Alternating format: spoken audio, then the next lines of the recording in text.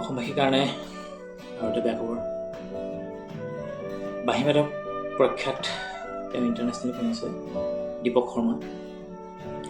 তেখেত আজি 3 নৱেম্বৰ চেন্নাইত তেওঁ ঢুকাইছে।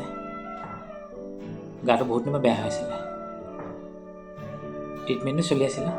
মাজতে জুবিন দা ঢুকোৱা সময়ত তেওঁ অলপ জোচ দিবলৈ, উৎসাহ দিবলৈ মানুহ কিছুমানে তেওঁৰ ওচৰত গৈ বাঁহী বজাব দিছিলে, গান গাব দিছিলে।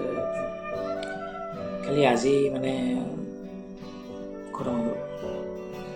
অসমৰ মানে ভাল ভাল মানুহ কিছুমান নাইকিয়া হৈ গৈছে। নতুন প্ৰজন্মত আকৌ আহিব পাৰে, কিন্তু এইসকল লিজেণ্ড, জুবিন দা হওক, দীপক শৰ্মা হওক, লিজেণ্ড। তেওঁলোক মানে অসমৰ কাৰণে অপৰিণীয় ক্ষতি।